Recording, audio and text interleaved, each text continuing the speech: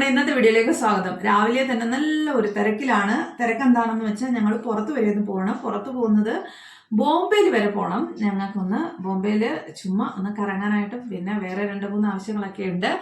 അപ്പോൾ ഇന്നത്തെ വീഡിയോ നമ്മുടെ ബോംബെയിലെ കാഴ്ചകളൊക്കെ ഉള്ളതായിരിക്കും. അപ്പോൾ എല്ലാവർക്കും നമ്മുടെ ഇന്നത്തെ വീഡിയോയിലേക്ക് സ്വാഗതം. അപ്പോൾ പെട്ടെന്ന് റെഡി ആവട്ടെ. ഇനി നമുക്ക് പോകുന്ന വഴിക്ക് കാണാം. ബോംബെയിൽ എവിടെയൊക്കെ പോകാൻ പറ്റും, എന്തൊക്കെ കാണാൻ പറ്റും എന്നൊന്നും അറിയത്തില്ല. അതൊക്കെ പോകെ എല്ലാവർക്കും കാണാം. അപ്പോൾ നമുക്ക് ഇന്നത്തെ വീഡിയോയിലേക്ക് പോയാലോ. അപ്പം നമ്മുടെ ബോംബെ യാത്ര ഇവിടെ തുടങ്ങുവാണ്. ഞങ്ങൾ കാറിലാണ് ഇപ്രാവശ്യം പോകുന്നത്. എല്ലാ പ്രാവശ്യവും നമ്മൾ ബോംബെയിൽ പോകുന്നത് ട്രെയിനിലാണ്. അപ്പോൾ ഇപ്രാവശ്യം കാറിൽ പോവാണ്. അതേ ഞങ്ങൾ ബോംബെയിലെത്തി. കണ്ടില്ലേ, ഇത്രയും വലിയ ബിൽഡിങ്ങുകളൊക്കെ കാണുമ്പോഴേ അറിയത്തില്ലേ ഇത് ബോംബെ ആണെന്നുള്ളത്. ബോംബെയിലെ തിരക്ക് പിടിച്ച ജീവിതത്തിലെ കാഴ്ചകളിലേക്ക് എല്ലാവർക്കും സ്വാഗതം. ഈ മഞ്ഞയും കറുത്തയും കാറ് കാണുമ്പോഴേ അറിയാം ഇത് ബോംബെയിലെ കാറാണെന്ന്. ബോംബെയിൽ ഒരു കുറച്ച് സ്ഥലത്ത് ഈ കാറുകൾ മാത്രമേ ഉള്ളൂ. അവിടെ അങ്ങ് ഓട്ടോറിക്ഷ ഇല്ല. അപ്പോൾ ഈ കാർ ഇല്ലാത്ത സ്ഥലത്ത് ഓട്ടോറിക്ഷയുണ്ട്. മെയിൻ ബോംബെ സിറ്റിയിലെങ്ങും ഓട്ടോറിക്ഷ ഇല്ല. ഈ കാറ് മാത്രമേ ഉള്ളൂ. നമ്മുടെ ഓട്ടോയ്ക്ക് കൊടുക്കുന്ന പൈസ കൊടുത്താൽ മതി. ഈ കാറിനകത്തും ഒരുപാട് അങ്ങനെ ടാക്സിയുടെ കണക്കുള്ള പൈസയൊന്നുമില്ല. പക്ഷെ പറയുന്ന ടാക്സി എന്നാണ്. നോക്കൂ എത്ര വലിയ ബിൽഡിങ്. ഈ ബിൽഡിങ്ങൊക്കെ കാണുമ്പോഴേ അറിയത്തില്ലേ ബോംബെ എത്തിയെന്ന്. അപ്പം നമ്മൾ ആ ബോംബെയിലെ തിക്കിലും തിരക്കിലൊന്നും അധികം പോയില്ല. ഷോപ്പിങ്ങൊക്കെ കുറച്ച് ചെയ്യണമെന്നൊക്കെ വിചാരിച്ചതാണ്. പക്ഷേ ഷോപ്പിങ്ങൊന്നും അധികം ചെയ്തില്ല. അങ്ങനെ വലിയ ബിൽഡിങ്ങുകളും പല തരത്തിലുള്ള ബിൽഡിങ്ങുകളും ഒക്കെ കണ്ട് നമ്മളിതേ മുന്നോട്ട് പോവുക. ഈ ബിൽഡിങ്ങൊക്കെ എത്ര നിലയുണ്ടാവും. അവിടെ ഇറങ്ങി നിന്ന് ഇങ്ങനെ മേലോട്ട് നോക്കി എണ്ണി തീർക്കണം. തീർക്കോ എത്രമാത്രം ബിൽഡിങ്ങുകളാണ്. ഇതാണ് ബോംബെ. ഞങ്ങൾ താമസിക്കുന്ന സ്ഥലത്തൊന്നും ഇത്രയും വലിയ ബിൽഡിങ്ങുകളൊന്നുമില്ല. ഞങ്ങളുടെ ഒരു ഹിൽ സ്റ്റേഷനാണ്. അപ്പോൾ അവിടെ എത്ര 3 അല്ലെങ്കിൽ 4 നില, അതിൻ്റെ മേളിലോട്ട് വെക്കാൻ പാടില്ല. അത് അങ്ങനെയാണ്. ആ സ്ഥലത്ത് അങ്ങനെ അധികം പൊക്കത്തിലുള്ള ബിൽഡിങ്ങുകൾ വെക്കാൻ പാടില്ല എന്നുള്ള ഒരു നിയമമുണ്ട്. അതുകൊണ്ട് ഇതേ കണക്ക് ബോംബെയിൽ കാണുന്ന കണക്കുള്ള കൂറ്റൻ ബിൽഡിങ്ങുകളൊന്നും നമ്മൾ താമസിക്കുന്ന സ്ഥലത്തില്ല. ഇവിടുത്തെ പബ്ലിക് ട്രാൻസ്പോർട്ട് എന്ന് പറയുന്ന ബസ്സുണ്ട്, പിന്നെ ഞാൻ നേരത്തെ കാണിച്ചുള്ള ടാക്സി ഉണ്ട്, പിന്നെ ട്രെയിൻ. ഇതാണ്. പിന്നെ ഓല അങ്ങനെയൊക്കെയുള്ള കാര്യങ്ങളൊക്കെ ഉണ്ട്. എന്നാലും മെയിനായിട്ട് സാധാരണക്കാരുടെ പബ്ലിക് ട്രാൻസ്പോർട്ട് എന്ന് പറയുന്നത് ഇതൊക്കെയാണ്. ട്രെയിനും ലോക്കൽ ട്രെയിനും ഉണ്ട്, അല്ല പാസഞ്ചർ ട്രെയിനും ഉണ്ട്. നമ്മളൊക്കെ അവിടെ നിന്നൊക്കെ വരുന്നത് ലോക്കൽ പാസഞ്ചർ ട്രെയിനാണ്. ഇവിടെ അങ്ങോട്ടും ഇങ്ങോട്ടും ഒക്കെ പോകാനായിട്ട് നമ്മൾ നാട്ടിലൊക്കെ ബസ്സിൽ യാത്ര ചെയ്യുന്ന കണക്കാണ് ഇവിടെ ട്രെയിനിൽ യാത്ര ചെയ്യുന്നത്. ബസ്സിനെയും കാട്ടിയും സർവീസ്, അതായത് യാത്രാക്കൂലി കുറവാണ് ട്രെയിനിൽ. ഞങ്ങളിപ്പോൾ എത്തിയിരിക്കുന്നത് അലിബാഗ് എന്ന് പറയുന്ന ഒരു സ്ഥലം കാണാനാണ്. ഒരു മോസ്ക് കാണാനായിട്ട് പോവുകയാണ്. അപ്പോൾ നമ്മളൊരു അണ്ടർഗ്രൗണ്ടിൽ കൂടെ നടന്നിട്ടാണ് പോയത്. അണ്ടർഗ്രൗണ്ടിൽ കാണുന്ന കാഴ്ചകളാണ് ഇതൊക്കെ. അപ്പോൾ അവിടെ ഒരു ദർഗയുണ്ട്. അവിടെ ഇങ്ങനെ പൂജയ്ക്കും ഒക്കെ ആയിട്ടുള്ള സാധനങ്ങളും പിന്നെ ബെഡ്ഷീറ്റും ഒക്കെയാണ് ഈ കാണുന്നതെല്ലാം. അല്ല, ഇപ്പം ഈ കണ്ടതൊക്കെ ഷോപ്പിംഗ് ചെയ്യാനുള്ള ഷാള് അങ്ങനെയുള്ള സാധനങ്ങളൊക്കെ നല്ല ഷാളൊക്കെ കിട്ടുമായിരുന്നു. ഇതിപ്പം നമ്മൾ അണ്ടർഗ്രൗണ്ടിൽ കൂടെ വെളിയിലിറങ്ങി അവിടെയും ഷോപ്പിംഗ് ചെയ്യാനുള്ള എല്ലാം ഉണ്ട്. ഇതെല്ലാം അവിടെ പൂജ ചെയ്യുന്ന സാധനങ്ങളൊക്കെയാണ്. ചെരുപ്പൊക്കെ കണ്ടു. ചെരുപ്പൊന്നും അല്ല കേട്ടോ, ചെരുപ്പ് കടയുടെ ഇപ്പുറത്ത് കണ്ടത്. ഇങ്ങനെ നീളത്തിൽ മാലയായിട്ട് കെട്ടിയിട്ടിട്ടില്ലേ, അവരെല്ലാവരും ഇങ്ങനെ വിളിച്ചുകൊണ്ടേയിരിക്കുക. ചാദർ, ബെഡ്ഷീറ്റിൻ്റെ ചാദർ എന്നാണ് പറഞ്ഞത്. ചാദറിലേലോ എന്ന്. എനിക്കെന്തായാലും ഞാൻ ഇതിന് അകത്തോട്ട് പോകുന്നത് ആദ്യമായിട്ടാണ്. ഞങ്ങൾ എല്ലാ പ്രാവശ്യവും വരുമ്പോഴത്തേന് ഈ റോഡിൽ നിന്ന് കണ്ടിട്ട് പോകത്തേ ഉള്ളായിരുന്നു. ഈ അലിബാഗിൻ്റെ ആ പള്ളിയുടെ അകത്തേക്ക് പോകുന്നത് ആദ്യമായിട്ടാണ്. അപ്പോൾ ഇവിടെ നിന്ന് ഇങ്ങനെ നടന്ന് കടലിൻ്റെ നടുക്കാണ് ഈ പള്ളി ഉള്ളത്. കണ്ട, നമ്മൾ ഇനിയിപ്പോൾ ഇവിടെ നിന്ന് ഇങ്ങനെ നടന്ന് ഇങ്ങനെ നേരെ പോകണം. അപ്പോൾ ഇപ്പോൾ വേലി ഇറക്കത്തിൻ്റെ സമയം. അപ്പം കടൽ കുറേ ഇറങ്ങി കിടക്കുക. അതുകൊണ്ടാണ് ഇവിടെ അങ്ങ് വെള്ളം കാണാത്തത്. അല്ല, മഴ സമയത്തും വേലിയേറ്റ സമയത്തൊക്കെ നമ്മൾ ഈ നടന്നു പോകുന്നതിൻ്റെ 2 സൈഡിനും വെള്ളം കാണും. ഇങ്ങനെ തിരയടിച്ച് ഇതിനകത്ത് കയറും. അത്ര വെള്ളം കാണും. മഴ സമയത്താണ് ഒരുപാട്. ഇപ്പോൾ വെള്ളം വളരെ കുറവാണ്. അപ്പോൾ ഇനിയും നടന്ന് നമ്മൾ ഈ പള്ളിയുടെ അവിടേക്ക് പോവുകയാണ്. ധനുഷാണെന്നുണ്ടെങ്കിൽ കാറിൽ കയറി അപ്പോഴും കിടക്കാൻ തുടങ്ങിയതാണ്. ധനുഷ് നന്നായിട്ട് ഉറങ്ങി. ബാക്ക് സീറ്റ് അവനായിട്ട് അങ്ങ് കൊടുത്തിരിക്കുമായിരുന്നു. ഞാൻ അതിൻ്റെ ഒരു അറ്റത്ത് ഇങ്ങനെ ഇരുന്നു. അവൻ വിശാലമായിട്ട് കിടന്നൊക്കെയാണ് വന്നത്. അവന് കാറിലൊക്കെ കുറച്ച് ബുദ്ധിമുട്ടാണ്. ട്രെയിനിൽ ഒരു കുഴപ്പമില്ല, ഓട്ടോറിക്ഷയിലും അവന് ഒരു കുഴപ്പമില്ല. കാറിൽ വലിയ പാടാണ്. അപ്പം ട്രെയിനിൽ അഭയം ഇറങ്ങാൻ തുടങ്ങിയപ്പോഴേ അവൻ പറഞ്ഞു നമുക്ക് ട്രെയിനിൽ പോയാൽ മതി. ട്രെയിനിലാണെന്നുണ്ടെങ്കിൽ അവന് ഒരു കുഴപ്പവും ഉണ്ടാവില്ല. പക്ഷേ കാറിൽ അവന് അത്ര യാത്ര ഇഷ്ടമല്ല. അതുകൊണ്ടാണ് ഞങ്ങൾ പൊതുവേ കാറിൽ വരാറേ ഇല്ല. ട്രെയിനെയാണ് ഞങ്ങൾ ആശ്രയിക്കുന്നത്. കാരണം ട്രെയിൻ ഞങ്ങളുടെ അവിടെ നിന്ന് ഞങ്ങൾ ബുക്ക് ചെയ്തിട്ടാണ് വരുന്നത്. ബോംബെ ടു പൂന, അല്ലെ പൂനെ ടു ബോംബെയിലേക്ക് ട്രെയിനുണ്ട്. അത് എനിക്ക് തോന്നുന്നു 3 മണിക്കൂർ, ഞങ്ങളുടെ അവിടെ നിന്ന് 3 മണിക്കൂർ ബോംബെയിലേക്കുണ്ട്. പക്ഷേ അത് നല്ലതല്ലേ, സീറ്റിൽ കയറി ഇരുന്ന് കഴിഞ്ഞ് കഴിഞ്ഞാൽ നല്ല ഈ കാറിൻ്റെ കണക്കുള്ള ബുദ്ധിമുട്ടൊന്നുമില്ല. ഇതിപ്പോൾ നമ്മൾ ആ പള്ളിയുടെ അകത്തേക്ക് കയറുവാണ്. ഇതാണ് കവാടം. അവിടെ കയറി ചെന്നിട്ട് എനിക്കങ്ങനെ ഡീറ്റെയിൽ ആയിട്ടൊന്നും പറയാൻ അറിയത്തില്ല. ഇങ്ങനെ പ്രാർത്ഥിച്ചിട്ട് നമ്മൾ വെളിയിൽ ഇതിൻ്റെ പുറകിലേക്ക് പോയി. പുറകിൽ കടൽ കാണാം.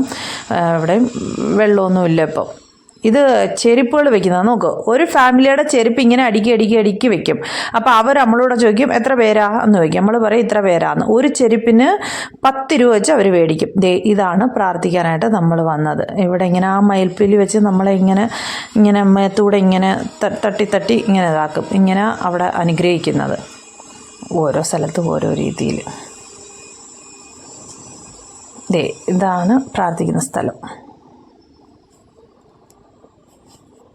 അങ്ങനെ ഞങ്ങൾ അവിടെ പ്രാർത്ഥിച്ചിട്ടൊക്കെ വെളിയിലേക്ക് ഇറങ്ങിയിട്ട് ചപ്പലെടുത്തു. ഞാൻ ആദ്യം വിചാരിച്ചു ചപ്പൽ ഫ്രീ ആയിരിക്കും അവിടെ വെച്ചിരിക്കുന്നതെന്ന് കേട്ടോ. അപ്പം ഞാൻ ചപ്പൽ ഇട്ടുകൊണ്ട് ഇങ്ങനെ മാറാൻ തുടങ്ങി. അപ്പോൾ അയാൾ പറഞ്ഞു പൈസ തന്നില്ല. അപ്പം ഞാൻ ചോദിച്ചു പൈസയുണ്ടോ, ഫ്രീ അല്ലയോ? അപ്പോൾ പറഞ്ഞ അല്ല, ഫ്രീ അല്ല, പൈസയുണ്ട്. ഒരു ചെരുപ്പിന് 10 രൂപ വെച്ചെന്ന്. അങ്ങനെ പിന്നെ പൈസയൊക്കെ കൊടുത്തിട്ട് ഞങ്ങൾ ഇനി ഇതിൻ്റെ പുറകിലേക്ക് പോവുകയാണ്. ഈ സ്ഥലം ഒരുപാട് മലയാളം സിനിമയിലും ഹിന്ദി സിനിമയിലും ഒക്കെ കണ്ടിട്ടുണ്ട്. ഇപ്പം ഏതൊക്കെ സിനിമയിലാണെന്ന് പറയാനായിട്ട് ഞാൻ ഓർക്കുന്നില്ല. എന്നാലും മോഹൻലാലിൻ്റെയൊക്കെ പഴയ സിനിമകളിലൊക്കെ ഒരുപാട് കണ്ടിട്ടുണ്ട് ഈ സ്ഥലം.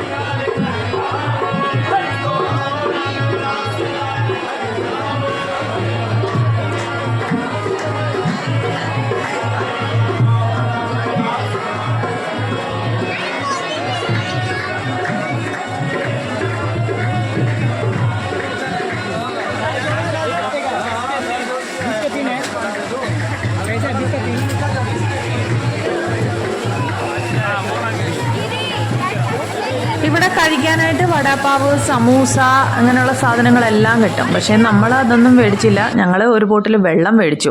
എന്തൊരു വെയിലായിരുന്നെന്നോ. അതേ കണക്ക് തന്നെ തിരക്കും ഉണ്ടായിരുന്നു. ആൾക്കാരെല്ലാം ഇങ്ങനെ ഇടിച്ചിടിച്ച് പോവുമായിരുന്നു. അങ്ങനെ ഞങ്ങൾ അവിടെ എല്ലാം കണ്ടതിന് ശേഷം ഇനി വെളിയിലേക്ക് ഇറങ്ങി പോകാനായിട്ട് പോവുകയാണ്. വെള്ളം കുടിച്ചു പാട് വന്നു. അതല്ലെങ്കിലും നമ്മൾ വെളിയിലോട്ട് എങ്ങോട്ടെങ്കിലും ഇറങ്ങി കഴിഞ്ഞ് കഴിഞ്ഞാൽ നമ്മൾ വെള്ളം ഒരുപാട് കുടിക്കും. പിന്നെ വെള്ളം കുടിച്ചിട്ട് പിന്നെ ആഹാരം കഴിക്കാൻ പറ്റത്തില്ല. അതായിരിക്കും അവസ്ഥ. പ്രത്യേകിച്ച് ബോംബെയിലോട്ടൊക്കെ പോകുമ്പോഴത്തേന്. ഞങ്ങളുടെ താമസിക്കുന്ന സ്ഥലത്താണെന്നുണ്ടെങ്കിൽ ക്ലൈമറ്റ് വളരെ നല്ല ക്ലൈമറ്റാണ്, അങ്ങനെ അധികം ചൂടൊന്നുമില്ല. പക്ഷേ ബോംബെയിലത്തൊക്കെ ക്ലൈമറ്റ് അറിയാലോ, ഭയങ്കര ചൂടുള്ള സ്ഥലമാണ് ബോംബെയൊക്കെ. അപ്പം നമുക്ക് പെട്ടെന്ന് ഈ ചൂടിലേക്ക് വരുമ്പോഴത്തേന് നമുക്ക് അങ്ങോട്ട് പെട്ടെന്ന് ചൂട് അങ്ങോട്ട് ഉൾക്കൊള്ളാൻ കഴിയത്തില്ല. ഇത് നോക്ക്, നാണയങ്ങൾ അടുക്കി വെച്ചേക്കുന്നത് ഒരു നല്ല ഒരു ഇത് തോന്നിയിട്ട് എടുത്തതാണ്. ഞങ്ങൾ ഹാജി അലിയിൽ നിന്ന് ഇറങ്ങി. എങ്ങനെ ഉണ്ടായിരുന്നു ഹാജി അലി? കുറേ കാണുന്നതാണ് ഹാജി അലി.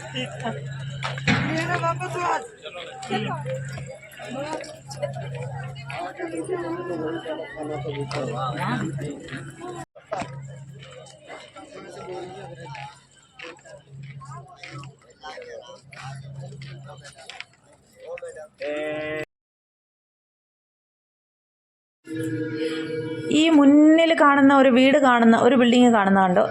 കുലുങ്ങാതിരിക്ക് ദേ മുന്നിൽ കാണുന്ന ഈ വീടല്ല, ഈ ബിൽഡിങ് ആൻറ്റില എന്ന് പറയും. ഇത് മുകേഷ് അംബാനിയുടെ വീടാണ്. എന്തായല്ലേ ആൻറ്റില അങ്ങനെയല്ലേ, ആൻറ്റില എന്നാ ഞാൻ പറഞ്ഞത്. ആ ബിൽഡിങ്ങിന് പറയുന്നത് ആൻറ്റില എന്നാ. അതിൻ്റെ അടുത്ത് തന്നെ ഒരു അമ്പലമുണ്ട്, മഹാലക്ഷ്മി ടെമ്പിൾ. അവിടെ പോകണമെന്ന് വെച്ചിറങ്ങിയതാണ്. പക്ഷേ നട്ടുച്ചയായി, അപ്പോൾ ഇപ്പോൾ അമ്പലം അടച്ചിട്ടുണ്ടാവും, അങ്ങനെ അതുകൊണ്ട് അവിടെ കയറിയില്ല. ഈ ഒരു ഏരിയയിലൊക്കെ തന്നെയാണ് പ്രമുഖരുടെ, അതായത് സിനിമാക്കാരുടെ, പാട്ടുകാരുടെ ഒക്കെ വീടുകളുണ്ട് ഈ സൈഡിലൊക്കെ. വേറെ ഇതിൻ്റെ ഈ സൈഡിലോട്ട് മാറിയിട്ടാണ് ലതാ മങ്കേഷ്കറുടെ വീട്. പാട്ടൊക്കെ പാടുന്ന മരിച്ചുപോയവർ, അവരുടെ വീട്. പിന്നെ ആരുടെയൊക്കെയോ വീടുകളുണ്ടായിരുന്നു, എനിക്ക് എക്സാക്റ്റായിട്ട് ഇപ്പോൾ ഓർമ്മ വരുന്നില്ല. അപ്പം ഏട്ടൻ എല്ലാം പറഞ്ഞു തരുമായിരുന്നു. ഈ യാത്രയിൽ ഏട്ടനില്ല, ഞാനും ധനുഷും മാത്രമേ ഉള്ളൂ, അതുകൊണ്ട് ഏട്ടനെയും കാണുന്നില്ല. അപ്പം അതൊക്കെ കണ്ടതിന് ശേഷം ഞങ്ങൾ മുന്നേക്ക് വരുവാണ്. ഇനി ഞങ്ങൾ പോകുന്നത് ഗേറ്റ് വേ ഓഫ് ഇന്ത്യയുടെ അടുത്തേക്കാണ്. അതായത് അവിടെ പോയിട്ട് അവിടെ നിന്ന് താജ് ഹോട്ടലൊക്കെ കാണണം. അപ്പോൾ ഏട്ടൻ്റെ ഒരു ഫ്രണ്ട് അവിടെ ജോലി ചെയ്യുന്നുണ്ട് താജ് ഹോട്ടലിൽ. അപ്പോൾ ഏട്ടൻ പറഞ്ഞായിരുന്നു വിളിച്ചു നോക്കിയിട്ട് ആ പയ്യൻ അവിടെ ഉണ്ടെന്നുണ്ടെങ്കിൽ നമുക്ക് താജ് ഹോട്ടലിൻ്റെ അകത്ത് കയറാമെന്ന് പറഞ്ഞു. അങ്ങനെ ഞങ്ങൾ പോവുകയാണ്. ഇതിപ്പോൾ സമുദ്രത്തിൻ്റെ തീരത്തൂടാണ് ഇപ്പം ഞങ്ങൾ പോകുന്നത്. അപ്പോൾ ഞങ്ങൾ അങ്ങനെ താജ് ഹോട്ടലിൽ കയറാം എന്നുള്ള ഒരു വലിയൊരു സന്തോഷത്തോടു കൂടിയാണ് ഇപ്പോൾ പോകുന്നത്. ഇതേതോ ഒരു ലൈബ്രറി എങ്ങാണ്ടായി കാണുന്നത്. അവിടെ ഒരു വണ്ടി കൊണ്ടിട്ട് അതുകൊണ്ട് കാണുന്നില്ല. അത്ര നല്ല ഭംഗിയുള്ള ബിൽഡിങ്, അങ്ങനെ ഞാനത് ഷൂട്ട് ചെയ്തതാണ്. പക്ഷേ ആ വണ്ടി കാരണം ആ ബിൽഡിങ് മൊത്തത്തിൽ കാണാൻ പറ്റുന്നില്ല. അപ്പോൾ അതിൻ്റെ അപ്പുറത്തൂടെ അതേ ഒരു ബസ്സും പോയി. അങ്ങനെ ആ ബിൽഡിങ്ങിൽ പോയി. ഇതെല്ലാം ബ്രിട്ടീഷുകാരുണ്ടാക്കിയ ബിൽഡിങ്ങുകളാണ്. അതാണ് ഇതിൻ്റെ കൺസ്ട്രക്ഷൻ. ഇങ്ങനെ ഒരുതരം കല്ല് വെച്ചിട്ട് ഉണ്ടാക്കിയതാണ്. അതെല്ലാം ബ്രിട്ടീഷുകാരുടെ ഭരണകാലത്ത് അവരുണ്ടാക്കിയ ബിൽഡിങ്ങാണ്. അതായത് ഇവിടുത്തെ റെയിൽവേ സ്റ്റേഷൻ, ഛത്രപതി ശിവാജിയുടെ റെയിൽവേ സ്റ്റേഷൻ നോക്കുക, അതെല്ലാം വേറൊരു ഡിസൈനിലല്ലേ കാണുന്ന ആ ബിൽഡിങ്ങുകളൊക്കെ. ഇവിടുത്തെ ട്രാഫിക്കും ഇവിടുത്തെ ഹോണടിയും എൻ്റെ പൊന്നെ സഹിക്കാൻ പറ്റാത്തതാണ്. ആൾക്കാർ പോകുന്നവരെല്ലാം ഒരു കാര്യമില്ലെങ്കിലും ചുമ്മാ ഇങ്ങനെ ഹോൺ അടിച്ച് P P P P P പോ പോ പോ പീ പീ എന്ന് പറഞ്ഞിട്ട് ഹോൺ അടിച്ചുകൊണ്ട് ആ ബസ്സിൻ്റെ ഈ ബസ്സില്ലേ, ഈ റെഡ് ബസ്സില്ലേ, അതിൻ്റെ ഹോണാണെന്നുണ്ടെങ്കിൽ ഒരു തരം പോ പോ എന്നുള്ള ഹോണുകളാവും. മനുഷ്യൻ്റെ ചെവി പൊട്ടി പോകുന്ന രീതിയിലുള്ള ഹോണാണ്. ഇതൊക്കെയും ബ്രിട്ടീഷുകാരുടെ സമയത്തുള്ള ബിൽഡിങ്ങുകളാണ്. അതുകൊണ്ടാണ് അതിൻ്റെ ഷേപ്പ് വേറൊരു രീതിയിൽ. കാണാൻ നല്ല ഭംഗിയുണ്ടല്ലേ നോക്കി ഈ ബിൽഡിങ്. ഇതൊക്കെ എനിക്ക് തോന്നുന്നു ബേക്കറി കണ്ടാന്ന് തോന്നുന്നുണ്ട്. അടുത്ത ബേക്കറികൾ, ഒരുപാട് ലൈബ്രറികളുണ്ട്, വളരെ ഫേമസ് ആയിട്ടുള്ളതൊക്കെയാണ്. വളരെ നല്ല ഭംഗിയാണ് നമുക്ക് വെളിയിൽ നിന്ന് കാണാനായിട്ട് ബിൽഡിങ്ങുകൾ.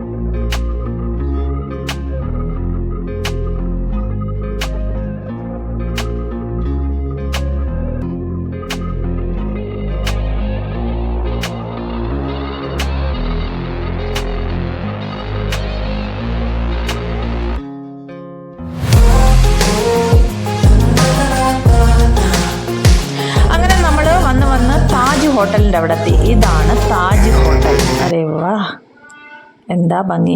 ഞങ്ങൾ അതിനകത്ത് കയറണമെന്ന് വിചാരിച്ചതാണ്, പക്ഷെ നടന്നില്ല. അപ്പം ഏട്ടൻ്റെ ഫ്രണ്ടിനെ വിളിച്ച് ചോദിച്ചപ്പം അയാൾ പറഞ്ഞു അയാൾ ഡ്യൂട്ടി കഴിഞ്ഞിട്ട് തിരിച്ചു പോയെന്ന്. അയാൾ ലോണാവാല ഉള്ള ആളാണ്, അയാൾ ഇവിടെ ഡ്യൂട്ടിക്ക് വരുന്നതാണ്. അപ്പം അങ്ങനെ ഡ്യൂട്ടി കഴിഞ്ഞിട്ട് അങ്ങേരെ തിരിച്ച് ലോണാവാലയ്ക്ക് പോയി, ട്രെയിനില്ല എന്ന് പറഞ്ഞു. അതുകൊണ്ട് ഞങ്ങൾക്ക് ഇതിനകത്ത് കയറാനുള്ള അവസരം നഷ്ടപ്പെട്ടു. ധനുഷിന് ഭയങ്കര വിഷമായി. ധനുഷ് അവിടെ നിന്ന് വന്നപ്പോൾ വലിയ സന്തോഷത്തോട് വന്നതാണ്. ഇതിനകത്ത് കയറാം, അറ്റ്ലീസ്റ്റ് ഒരു ചായയെങ്കിലും കുടിക്കാം എന്നൊക്കെ വിചാരിച്ച് വന്നതായിരുന്നു. ഇനിയിപ്പോൾ ഏതായാലും നടക്കില്ല. അപ്പോൾ ഏട്ടൻ പറഞ്ഞു ഇനിയിപ്പോൾ നമുക്ക് നെക്സ്റ്റ് ടൈം പോകുമ്പോഴത്തേന് കയറാമെന്ന് പറഞ്ഞു. അപ്പം വിളിച്ച് ചോദിച്ച്, ഇവിടെ നിന്ന് ഇറങ്ങുമ്പോഴേ വിളിച്ച് ചോദിച്ച് കൺഫേം ചെയ്തിട്ട് പോകാമെന്ന് പറഞ്ഞു.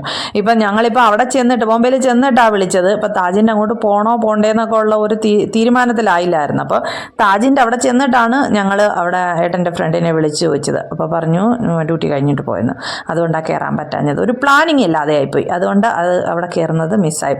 നെക്സ്റ്റ് ടൈം വരുമ്പോഴത്തേന് നമ്മൾ പ്ലാനിങ്ങോട് കൂടി വരും. അപ്പം നമുക്ക് അവിടെ കയറി ഒരു ചായയൊക്കെ കുടിച്ച് എന്തെങ്കിലുമൊക്കെ ചെറുതായിട്ടൊക്കെ കഴിച്ചിട്ടൊക്കെ വരാം. അപ്പോൾ അതിൻ്റെ ഒരു വിഷമത്തിൽ നടക്കുക ധനുഷ്, താജിൽ കയറാൻ പറ്റാത്തതിൻ്റെ. പോട്ടെ. ഇതാ താജിൻ്റെ ഫ്രണ്ടിലുള്ള സമുദ്രത്തിൻ്റെ തീരമാണ്. ആ മുന്നിൽ കാണുന്നതാണ് ഗേറ്റ് വേ ഓഫ് ഇന്ത്യ. ഞാനതൊന്ന് സൂം ചെയ്ത് കാണിക്കാം കേട്ടോ. ആദ്യം ഈ സമുദ്രത്തിലെ കാഴ്ചകളൊക്കെ കാണാം. അത് കഴിഞ്ഞിട്ട് നമുക്ക് gate way of India zoom ചെയ്ത് കാണാം. പാവം നടക്കുന്നത് നോക്ക്. എന്താ ഭംഗിയല്ലേ താജ് ഹോട്ടൽ. ഇനി രാത്രിയിൽ ലൈറ്റിംഗ് ഒക്കെ വരുമ്പോഴത്തേനുണ്ടല്ലോ, ഇത് കാണാനായിട്ട് ഇതിലും നല്ല ഭംഗിയായിരിക്കും. ബോംബെയിലെ റെയിൽവേ സ്റ്റേഷൻ്റെ പേര് ഞാൻ നേരത്തെ പറഞ്ഞത് തെറ്റിപ്പോയി കേട്ടോ. ഇപ്പം എനിക്ക് ധനുഷ പറഞ്ഞു തന്നെ. എന്താ ധനുഷ? ഛത്രപതി ശിവാജി മഹാരാജ് ടെർമിനൽ. ഷോർട്ട് ഫോമിൽ CST എന്നാണ് പറയുന്നത്. എനിക്കിപ്പോൾ ധനുഷ പറഞ്ഞു തന്നത് കേട്ടോ. ഞാനങ്ങ് മറന്നുപോയി സത്യം പറയാമല്ലോ. അതിൻ്റെ അകത്ത് കാണാനായിട്ട് വളരെ നല്ല രസമാണ്. ധനുഷ് അത് പറയുമായിരുന്നു നമുക്ക് അതിനകത്ത് പോയി കാണണമെന്ന്. അതിനകത്ത് വളരെ നീളം കൂടിയ ലീവ്സ് ഉള്ള ഫാനുണ്ട്, അല്ലയോ? നമ്മളത് അവിടെ പോകുമ്പോഴത്തേന്, റെയിൽവേ സ്റ്റേഷനിൽ പോകുമ്പോഴത്തേന് നമ്മൾ ഇങ്ങനെ ഫാനിനെ തന്നെ നോക്കിക്കൊണ്ട് നിൽക്കുമായിരുന്നല്ലേ. നല്ല രസമാണ് അതിനകത്ത് കാണാനായിട്ട്. എന്തുമാത്രം ട്രെയിനുകൾ, ആളുകൾ അങ്ങോട്ട് ഓടുന്നു ഇങ്ങോട്ട് ഓടുന്നു. ലോക്കൽ സ്റ്റേഷൻ വേറെ, പാസഞ്ചർ സ്റ്റേഷൻ വേറെ, അങ്ങനെയൊക്കെയും. അതിനകത്തുനിന്ന് നമ്മൾ ചായയൊക്കെ കുടിക്കുമായിരുന്നല്ലേ. അതിൻ്റെ അകത്തുള്ള ചായ, സമൂസയൊക്കെ കഴിക്കും. വളരെ നല്ലതാണ്. നമുക്ക് ഇതിനകത്തും കയറണമെന്ന് വളരെ ആഗ്രഹമല്ലായിരുന്നോ താജ് ഹോട്ടലിൽ? നെക്സ്റ്റ് ടൈം പോകുമ്പോൾ നമുക്ക് എന്തായാലും കയറാം കേട്ടോ. അച്ഛൻ്റെ അന്ന് കേക്ക് കൊണ്ട് തന്നില്ലേ, ആ ഫ്രണ്ട് അവിടെ ഉള്ളതാ. അന്ന് അതാ അച്ഛൻ പറഞ്ഞു. ആ ഫ്രണ്ടിനെ വിളിച്ച് ചോദിച്ചപ്പോഴാണ് പറഞ്ഞത് ഫ്രണ്ട് ഡ്യൂട്ടി കഴിഞ്ഞിട്ട് തിരിച്ചു വന്നെന്ന്. അന്ന് പറഞ്ഞില്ലായിരുന്നു ഞാൻ. ഇതിപ്പോൾ ഞങ്ങൾ ബോംബെയിലൊക്കെ പോയിട്ട് വന്നിട്ട് 2-3 ദിവസം കഴിഞ്ഞിട്ടാണ് ഞാനിതിപ്പോൾ വോയിസ് ഓവർ കൊടുക്കുന്നത്. അപ്പം ഞാൻ ധനുഷും കൂടെ ഇങ്ങനെ ഡിസ്കസ് ചെയ്യുമായിരുന്നു അന്ന് ബോംബെ പോയ കാര്യങ്ങളൊക്കെ. അതായത് ഇവിടെ താജ് ഹോട്ടലിൽ കയറാൻ പറ്റാഞ്ഞ കാര്യങ്ങളും ഒക്കെ. ഇതിന് മുന്നേ ഒരു ദിവസം ആ താജ് ഹോട്ടലിൽ ജോലി ചെയ്യുന്ന ആ ഏട്ടൻ്റെ ഫ്രണ്ട് ഞങ്ങൾക്ക് ഒരു കേക്ക് കൊണ്ട് തന്നായിരുന്നു. അതായത് ഇവിടെ ഉണ്ടാക്കിയിട്ട് ഇവിടുന്ന് നമുക്ക് ഗിഫ്റ്റായിട്ട് കേക്ക് ഉണ്ടാക്കിക്കൊണ്ട് വന്നു. ഏത് കേക്കായിരുന്നു? Chocolate brownie. യെസ്. ഞാൻ മറന്നു പോയി, നിനക്ക് ഓർമ്മയുണ്ടല്ലേ? എത്ര നല്ല ടേസ്റ്റ് ആയിരുന്നല്ലേ. ചോക്ലേറ്റ് ബ്രൗണിയുടെ ഒരു കേക്ക് ഞങ്ങൾക്ക് ഇവിടെ താജ് ഹോട്ടലിൽ നിന്ന് ഉണ്ടാക്കിക്കൊണ്ടുവന്ന് തന്നായിരുന്നു. എന്തൊരു ടേസ്റ്റായിരുന്നു. അപ്പം ധനുഷ് പറയുമായിരുന്നു അത് എത്ര ടേസ്റ്റായിരുന്നു. അപ്പോൾ അവിടുത്തെ ആഹാരം അത് കണക്ക് ടേസ്റ്റ് ആയിരിക്കത്തില്ലേ, നമുക്ക് കയറാമെന്ന് പറയുമായിരുന്നു. അപ്പം ഞാൻ ഈ വോയിസ് ഓവർ കൊടുത്ത സമയത്ത് ധനുഷ് പറയുമായിരുന്നു കഷ്ടമായിപ്പോയി നമുക്ക് അവിടെ കയറാൻ പറ്റാഞ്ഞതെന്ന്. അപ്പോൾ നിങ്ങൾ വിചാരിക്കും എന്തിനാണ് അറിയാവുന്ന ഒരാൾ അല്ലാതെ തന്നെ നമുക്ക് അവിടെ കയറിക്കൂടെയെന്ന്. കയറാം, പക്ഷേ നമുക്ക് അവിടെ പരിചയമുള്ള ഒരാളുണ്ടെന്നുണ്ടെങ്കിൽ നമ്മളെ അവിടെ എല്ലാം കൊണ്ട് നടന്ന് കാണിക്കും. അതുമല്ല ഏട്ടനും എൻ്റെ കൂടെ ഇല്ല, ഏട്ടനും കൂടെ ഉണ്ടെന്നുണ്ടെങ്കിൽ പിന്നെ കുറച്ചുകൂടെയൊക്കെ നമുക്ക് എല്ലായിടമൊക്കെ പോയി കാണാം. ചുമ്മാതെ അവിടെ പോയിട്ട് കയറിയിട്ട് ഇറങ്ങി വരുന്നതിനേയും കാട്ടിയും അവിടെ ഒരു പരിചയമുള്ള ഒരാളുണ്ടെന്നുണ്ടെങ്കിൽ ഹോട്ടൽ മുഴുവൻ കൊണ്ടുവന്ന് നടന്ന് കാണിക്കും. അതല്ലേ നല്ലത്. അതുകൊണ്ടാണ് പരിചയമുള്ള ഒരാളുള്ളപ്പോൾ നമുക്ക് അവിടെ പോകാമെന്ന് പറയുന്നത്.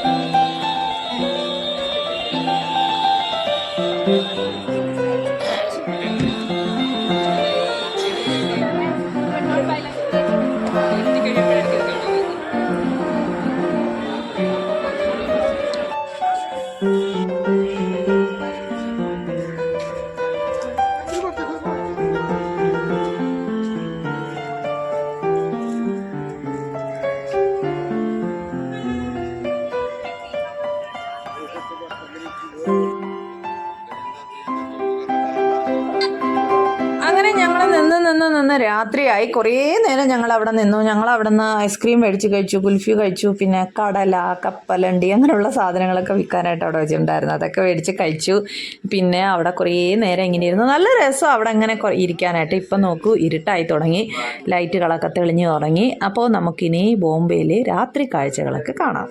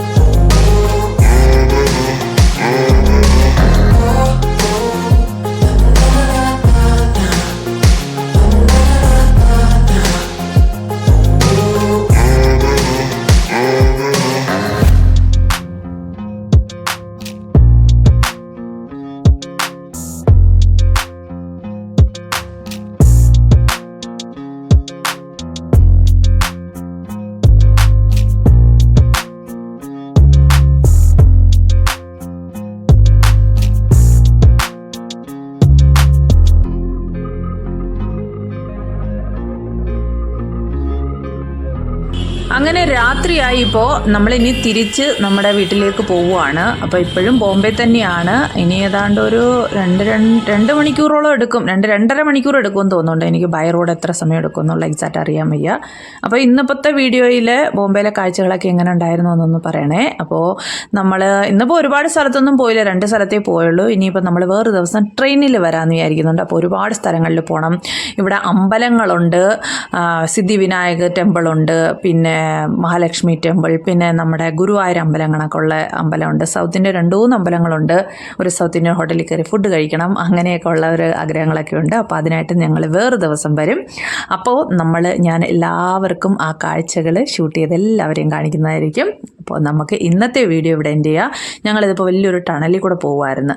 അപ്പോൾ നമുക്ക് മറ്റൊരു ദിവസം മറ്റൊരു വീഡിയോയുമായി കാണുന്നത് വരെ എല്ലാവർക്കും ബൈ ബൈ. ഒത്തിരി ടയേർഡായി കേട്ടോ, അതുകൊണ്ട് നേരെ ചൊവ്വേ ഒന്നും സംസാരിക്കാൻ പോലും പറ്റുന്നില്ലായിരുന്നു. അതുകൊണ്ടാണ് വോയിസ് ഓവർ കൊടുക്കുന്നത്. അപ്പോൾ എല്ലാവർക്കും ബൈ ബൈ.